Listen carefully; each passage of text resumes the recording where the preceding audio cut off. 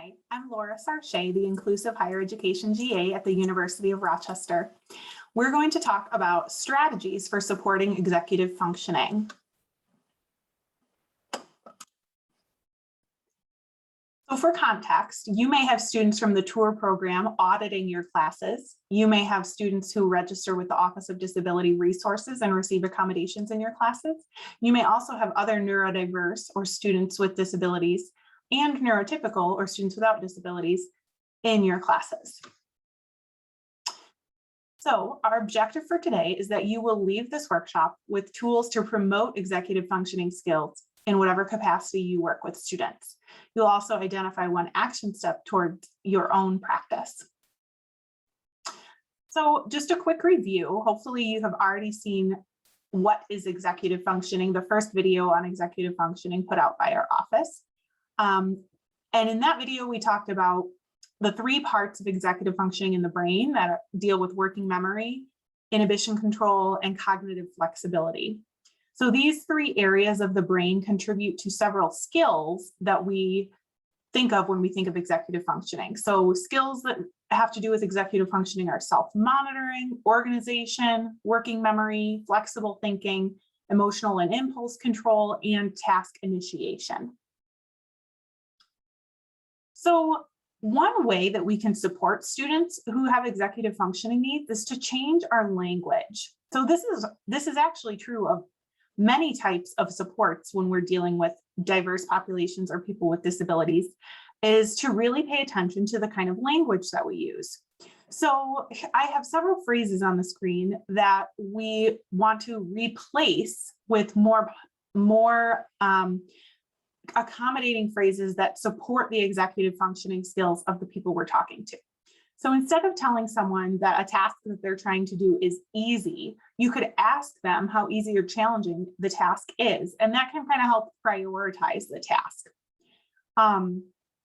Rather than telling someone you're late or hurry up or you should have brought that with you, kind of that corrective language, we can ask for a time check, remind someone that you're happy that they're there, so that reinforces that positive piece. And providing something that they can borrow. This is really important because if someone has already come to a class and they are late or not having the correct materials, they're not going to all of a sudden be on time for that class in that moment.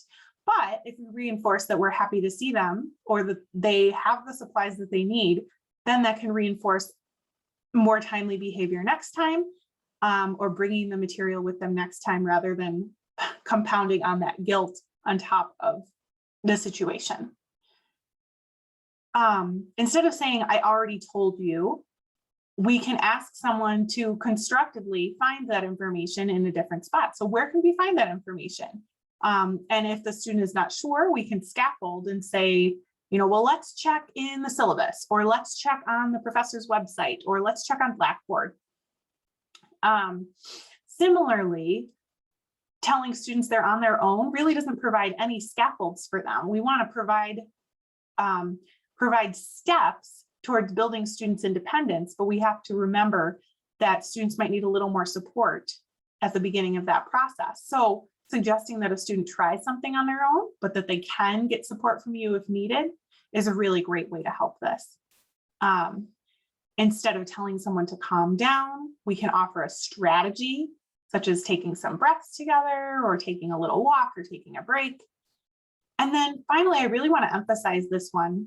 Instead of saying, oh, I'll just do it, or, oh, let me just do it for you. We want to promote self-determination in all of our students. So we can remind our students that they can do something. This is something we'll talk about in another workshop called growth mindset.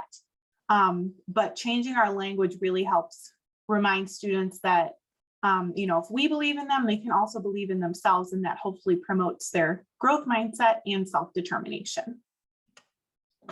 So what are some concrete strategies that you can use to promote success in executive functioning with your students? Well, anytime you have visuals or written agendas or step-by-step schedules, this is going to be really, really helpful. Breaking down tasks into smaller chunks, whether that's a project that's broken down into smaller chunks, or even the agenda is broken up into smaller chunks. This is a really helpful tool to kind of look at things one step at a time, which supports students' working memory and executive functioning. Binder and folder systems, whether that's hard copies or digital, can help students with organization. Creating to-do lists in a planner. And always give simple, clear, and concrete directions. This is both in writing and verbally. We want to make sure that our directions aren't just suggestions about doing something, but they are actually clear directions so that the students know what is expected. One step at a time, broken down from multi-step directions. Using graphic organizers, whether that's for content, whether that's for writing, or even just time management, can be really helpful.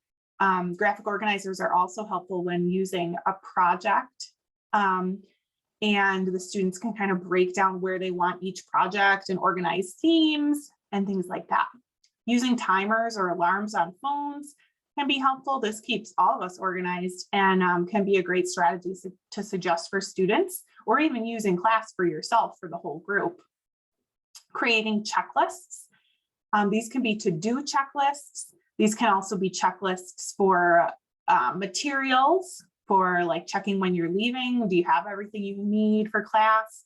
And checklists for assignments and the criteria that are needed for the assignment.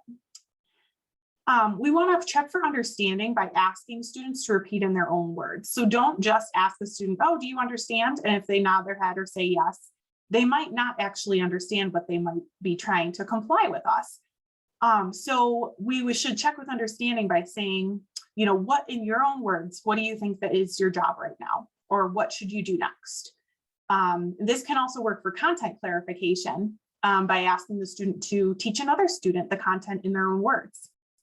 And finally, we can model prioritization of tasks in our own practice and in our classes.